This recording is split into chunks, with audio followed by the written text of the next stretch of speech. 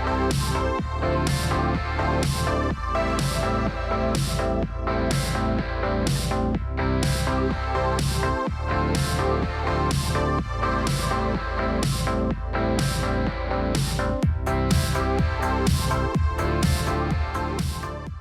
day, East Hampton and community. Welcome to Café with Sandra K. We are very proud to introduce you to local personalities from the East End that have some wonderful stories to share. Today, our first guest is the remarkable Chris Fiore. Remarkable, thank you. Yes, remarkable. Chris is the former CEO of Henry Bendel. Chris is also was also the executive VP of Gap and Gap Kids, president of Coach Stores, executive VP of American Eagle Outfitter. Chris is very proud of taking these American iconic brands international and establishing locations worldwide. Chris, we understand that you got started in radio. How did that lead you to retail? Well, I started in college in radio, and I morphed into a morning DJ on a radio station in Dayton, Ohio. And I was a kid from New York, and I listened to WABC, and I listened to Dan Ingram, and I was really thrilled with what the possibilities were in broadcasting.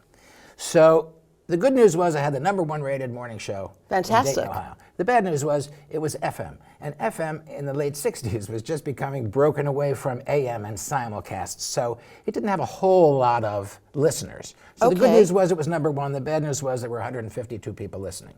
Okay. Yeah. So you needed to find another way to make I a was living. making a whopping $85 a week. I graduated from college in April of 1970. My daughter was born in May of 1970. I needed to make a living a little bit better than my morning radio show. So the good news about my radio show was that one of the listeners was the lead recruiter for Federated Department Stores, which was, the predecessor of Macy's. It was the holding company of all those great department stores that had family names in all those cities: Bloomingdale's, Abraham and Strauss, Lazarus, Shillito's, Burdines in Miami. Filene's in Boston, right. Great family names, 100-year-old companies, all under the umbrella of Federated Department Stores. So I quit my job as the morning DJ on WOLD, and I went to Reich's in Dayton as a trainee, a merchandising trainee. And that was April of 1970, and 44 years later, I retired a couple of years ago, and I've had a great deal of fun and a great deal of action and enthusiasm over the last 44 years. Wonderful. Well, tell us about the retail industry today. Today, the retail industry, there's two ways to look at the retail industry. There's the brick and mortar section of retail, which is suffering a bit. The traffic in the malls is down. Certainly department stores are feeling the pinch. They've kind of lost their edge back in the 70s. I would say the off-price discount retailers there's a lot of factors. Focus now. A lot of factors, because who's healthy in retail right now? It's the top and the bottom. Okay. So it's, on the bottom, you got Ross, Dress for Less. You got TJ Maxx. You got Walmart, fabulous company, $500 billion. Costco you got Costco. BJ's. You got BJ's Wholesale Club. On the top, you've got luxury, and you've got Louis Vuitton and Gucci and Prada and Celine and Fendi and all those great companies that offer the customer a luxurious environment, great staff, wonderful product, quality just bar none. Department stores don't do that. So department stores got stuck in the middle, and they're suffering right now. Well, they don't have the quality sales help at this point. They hardly have any sales help. That's right, and people aren't going to the stores. They're not going into department stores. Because the world is digital now. Another thing that they did, Macy's took over all of Federated, or they merged, and they changed all those wonderful names to Macy's. So Marshall Field in Chicago became Macy's. Dayton's in Minneapolis, where Mary Tyler Moore threw her hat up for 10 opening seasons. It's Macy's. They don't know Macy's. They know Dayton's. They know Hudson's in Detroit. So they kind of alienated some of their customers by just making this all the same. And it was rubber stamp merchandising, and it was all bought out of New York, and everything was the same. and they disconnected that relationship with the customer. That's right. Now you've got outlet businesses that opened up in the 90s. Now you've got off-price businesses. And then on top of that, you've got digital businesses that are easy to shop in, great prices, because they're all losing money. And the younger generation is very familiar with digital, and that's Very. the way they shop. They don't go into the stores. They wake up with They their don't phone need in their to hands. touchy-feely No. the merchandise at this point in time. So it's definitely a morphing business, and the strong will survive, just like in this coronavirus the time of our lives, the strong will survive. That's right. And some retailers will fall by the wayside. Some airlines will fall by the wayside. Who are you most impressed with that's out there today? Well, I have to say there's the old standby of Apple, because Apple does it right. Apple has a great product. Apple has great introductions. Their marketing is fabulous. Their stores, the environment that they create is unbelievable. Their staff is extremely knowledgeable. What do you think about Amazon? Product, staff, environment. Yes. You have those things. You have the right product, and you've got great people to sell it, and you put it in a nice environment. People will come in. Yes. Okay? People Yes. will come in. Yes, and what about Amazon? What about Amazon? Amazon is Amazon. yeah. I mean, everybody, Amazon's whole premise was, we'll get it to you tomorrow, or the day after tomorrow. Yes, they and keep you can growing. get anything you want. I mean, you can buy anything. Yes, on they've Amazon. taken over. And they've taken that over. And their prices aren't so sharp. They aren't as sharp as they used to be, which is That's how they right. attracted a lot of customers. But they do it really well. They have a breadth of assortment. They've got Yes. decent prices.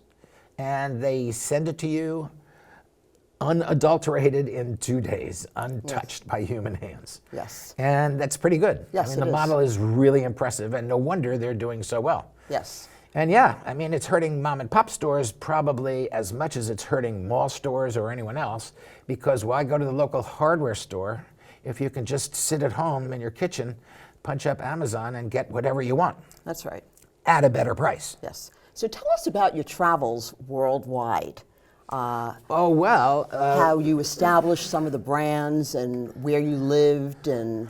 Well, I was very fortunate in 1987, after a bunch of years in the department store business. I was Yes. with Lord & Taylor, that I got a job offer from the Gap. And the Gap in 1987 was the beginning of a long, really healthy ride in the retail business. Yes. They wanted to open stores in England. They wanted to go international, and they asked me if I would move to London, do an international stint for a couple of years, see if they could make it work in Yes. London. So we opened 5 stores, hugely successful. Yes. Took the market by storm.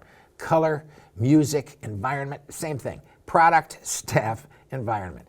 Those 3 things set us apart from other British retailers who were kind of staid. We're talking 1990. Yes. They were not the most advanced in their trends or in their fashion or in their design or in their color palette or in their environment. So we took England by storm, and within 3 years, I opened 50 Gap stores and 10 Gap Kids stores. And Was that we all were- in England? all in England. Then we went to Paris after the 3rd year. We opened Yes. 4 stores in Paris. And then others took over and continued the expansion. But that was basically the beginning of Gap's billion-dollar international business. Isn't that fantastic? We owned those stores. Yes. Today they franchise a lot of stores. They license a lot of stores. But it is a very healthy global business.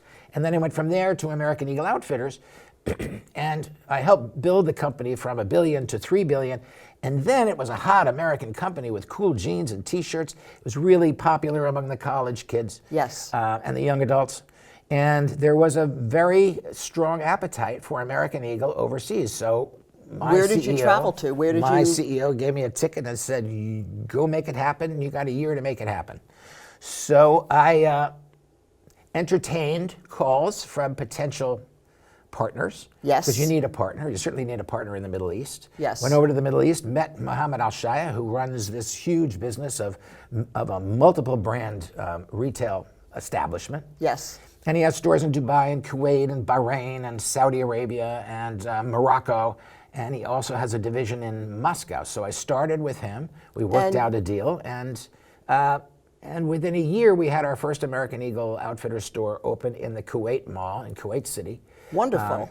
And it immediately did more business than most of the American Eagle Outfitters stores in America. So that got everybody, that whet How was everybody's the appetite. price point? How did that evolve? The price point, you see, we were, and they are still, a middle-of-the-road price point brand. They're not an expensive jean. They're not a 7 for All Mankind price point. They're not, nor are they H&M jeans. So they're $39 for a pair of jeans, $49 for a pair of jeans.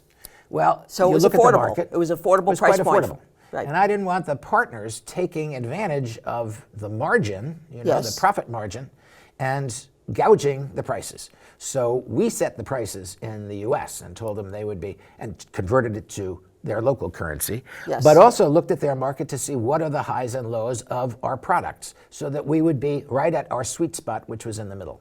Okay. And our partners were very happy because you could make a lot of money on Did you expect t-shirts and the jeans. success to be what it was It internationally? was better than I thought, honestly. Okay. Every single location, and we put, in the 3 years I was doing international, we put stores in all of the Middle East, those countries I just mentioned. Then we opened in Moscow, which was quite interesting. Israel, we opened over 24 stores in Israel. Yes. Japan became, the store in Japan, which is in Omotesando, which is Yes. a big shopping district in Tokyo, Yes. was the #1 volume store for American Eagle in the world. Beat Times Square, beat everything else, beat all the China stores too. How many so then we stores went to did you Hong open in Kong. Japan? We opened, I left before we opened more than 3. So we Okay. opened 3 stores, and then I left to go to Henry Bendel. Okay. Well, tell us about your career at Henry Bendel. Well, And I the was, focus of the product. I didn't do international, but Henry Bendel at the time was some private label and some designer goods. And Les Wexner, who is the CEO of Limited Brands, Certainly. you've heard his name now Of course. because now 3 years later he's not the most popular guy in the retail business. But he was, and was but he a certainly huge was, influence. and he Yes. founded the Limited in 1963, and he's as close to a master merchant as I've ever met. Mickey Yes. Drexler's probably the other guy. Yes, at which he was CEO at And over he was at Gap. CEO at Gap Yes. and he put Gap on the map and really took that. It became a rocket ship. Yes. Gap now, Mickey's gone. Gap now is kind of trending down, and Les is in his 80s, and he's watching Victoria's Secret kind of trend down, and he's selling Which is a Victoria's shame. I Secret, mean, what an which is iconic brand which that is a was for terrible so shame. many years. a $7 billion brand, and What do you it just- attribute that downward spiral to? well, having been somewhat close to the throne, Mm-hmm. I would have to say that the management, after their CEO left, which is about Yes. the same time I retired, Sharon Turney left the company, Yes. and they became somewhat tone deaf to the needs and wants of their customer. The Okay. millennial customer did not relate to a supermodel. And Okay. you're reading in the Times and you're reading in the papers all of the great reasons why the fashion show is only watched by men and the fashion show has been canceled, and this isn't what women want to look like today. Mm-hmm. And they were tone deaf over the last 4 years to shame. what the needs and the wants of the customer were. Yes. So the business eroded. Yes. They sold the business to a private equity company, and Yes. it's no longer part of Limited Brands, L Brands. Right. So that was a shame. That is a shame. But they kind of brought it on themselves, I'm sorry Yeah. to say. Yeah. So, in your experience, what were some of the strangest products that might have been returned? Oh my God, we got returns all the time. I mean, Gap was very good about returning. There's that old urban legend story about Nordstrom returning, giving a credit to the customer who brought back 4 tires. Yes. Except that Nordstrom didn't have an auto center and they didn't sell tires. But it's a famous old story. Whether it's true or not, I don't know. Okay. But they gave him a merchandise credit. Okay. And that's part of why Nordstrom is one of the exceptions of department stores that have not lost connection with the customer, have not lost their ability to staff their stores and train their staff. And that's why they're still on top. Yes, but they have the Where- Nordstrom rack. Do you think that that's affecting the Nordstrom business? It probably does a little bit, but they strategically place those rack stores so they're not right next door to the Nordstrom stores. Yes. And it is a good outlet for them to take their excess inventory and give it to the outlet store and still retain the price and still retain whatever profits left on those goods. Yes, and I think they also do a great deal of private label, which I think They do a great deal of private label, but they don't sell off to, say, TJ Maxx and Right. then let them sell off their excess inventory. They control their excess inventory, and that's very smart. TJ Maxx is doing great. Yes. Just like Ross Dress for Less, just like all of the other Marshalls Yes. and everybody else. That's right. Yeah. And in your travels, did you ever meet any celebrities while you were? We did meet celebrities, but I forgot to mention that the weirdest thing, because it just Yes. came to me, the weirdest return I ever had was that a woman in England brought in an entire basket of wet laundry. And Oh, she brought it my. into the store and she put it on the cash wrap and she said, "This shirt bled and everything in my laundry is pink." And it was a Gap shirt. Wow. And it was the Regent Street store, which is only 2 blocks from the office. So they called me and said, "Oh my God, what do we do?" I said, "Let me come down." Yes. So I did go down and I saw the customer and I felt the laundry and it was still wet and it was still actually warm and the shirt was supposed to be washed in cold. But I didn't bring that up to the customer. We worked out a deal where she thought her basket of laundry was worth, I don't know, 220 pounds. Yes. And we gave her 220 pounds plus a pair of jeans just to keep her happy. Because she would go home, if she were not treated well, she'd go home and tell 10 of her friends exactly what happened at the Gap store and how annoyed she was with the Gap store and how poorly they treated her. And those 10 friends would relate her story to 10 more. And there goes your reputation. So keeping that customer happy and motivated to return to your store is a key to success Yes. in this And what business are or you- any business. Chris, what are you most proud of in your business? I'm proud of a few things. Okay. I'm proud of the fact that I led a bunch of companies. I had a number of employees that joined me and were promoted and took over businesses and climbed the ladder and made very great inroads in their own career as well as the business.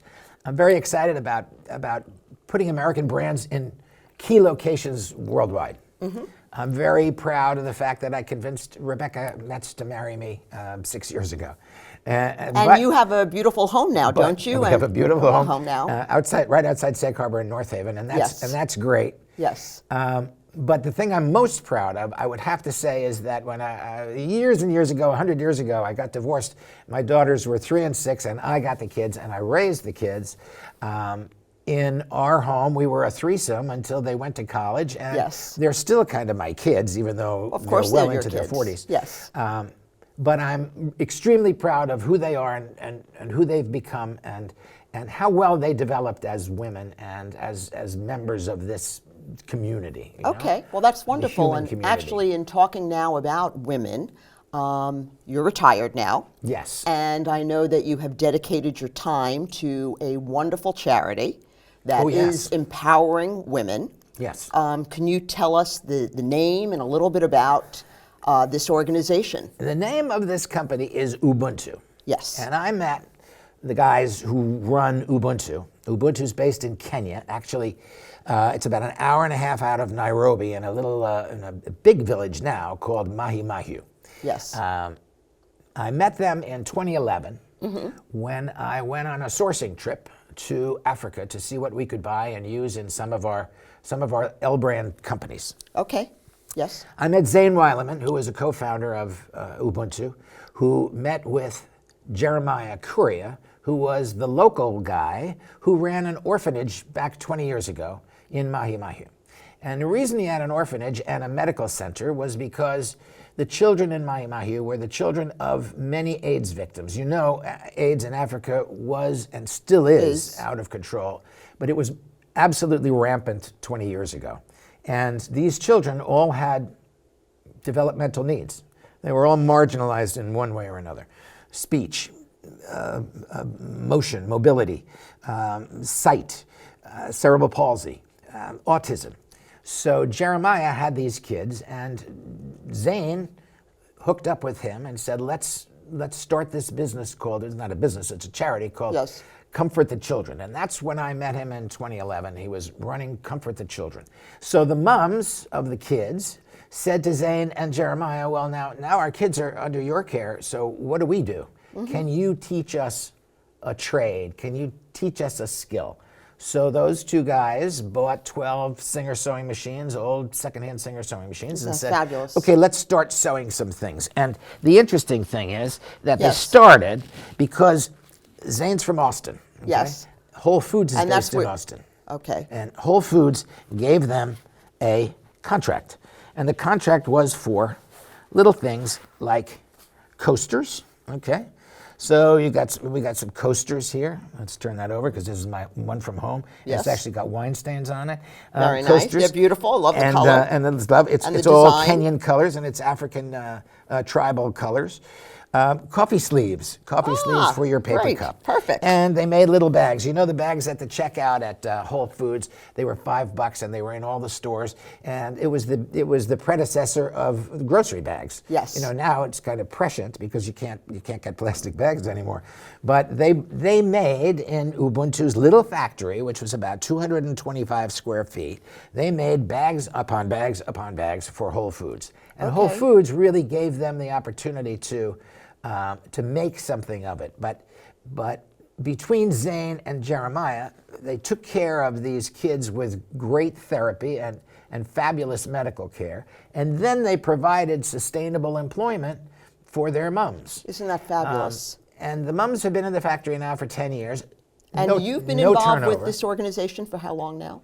I met him in 2011, so it was just as he was starting to pump up his manufacturing. Okay.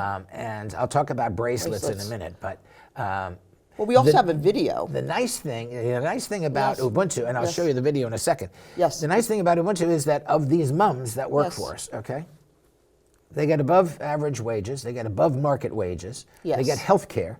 Only 17% of all Kenyans have health care. 100% of Ubuntu's mums and employees have health care. 100% health care. That's And many of fantastic. them, half of our women, have bought their own house.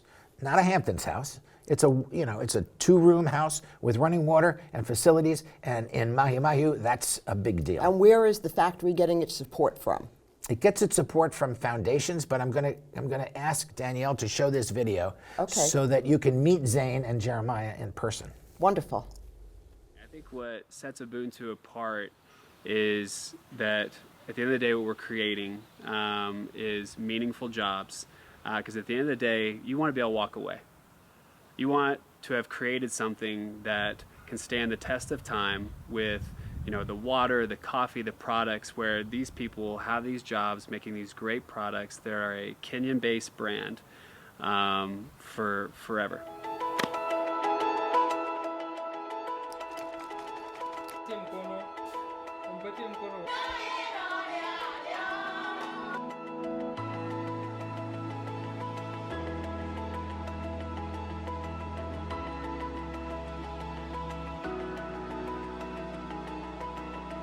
Ubuntu means I am because we are. That is the interconnectedness of humanity. What you do wherever you are and what I do wherever I am affects us in one way or the other.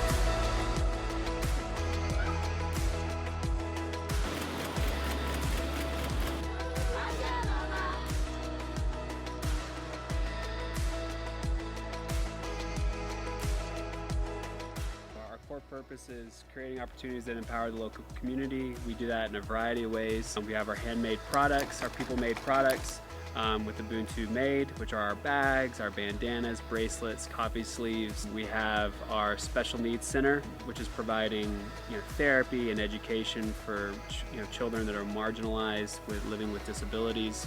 We have recently started bottling our own water with the natural spring, our Ubuntu water. And are growing that. It's a growing market across East Africa. Then we have our Café Ubuntu, which is literally our cafe that is serving the Mai community on a daily basis. But it's also a co-branded coffee, the Café Ubuntu coffee blend with Whole Foods Market.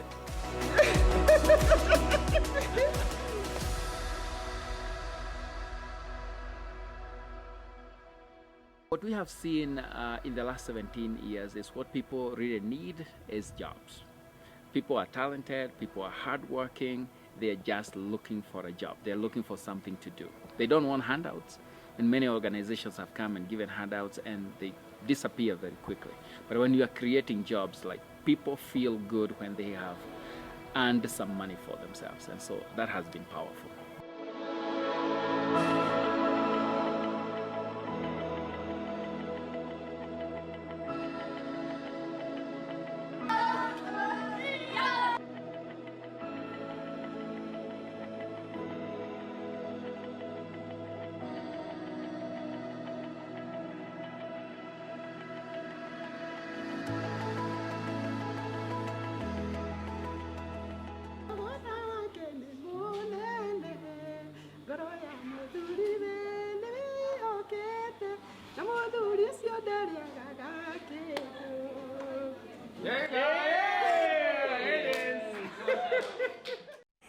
What a wonderful story. That's a good story, isn't it? It's a great story. It is a heartwarming thing that they do for all these children and for all these ladies. Yes. And we only have a couple of minutes left, so what I wanted to talk about was the product, because we started with those coffee sleeves and those little coasters and the Whole Foods grocery bags. Now we make a whole line of bags, canvas bags. Yes, we and I noticed the love. Yeah, this is a love bag, because yes. love is there's a lot of love in Mahi Mahi Yes. for Ubuntu.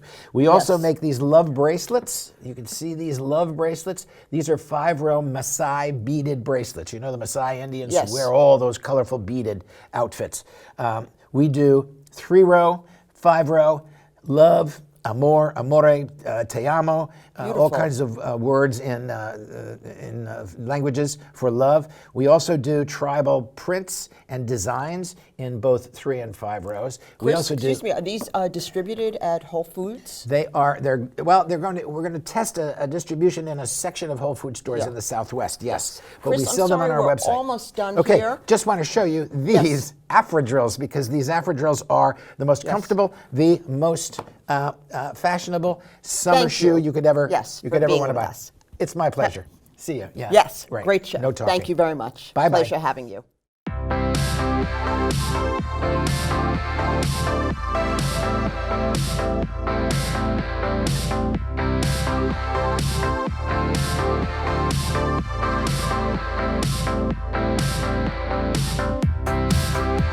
Thank you.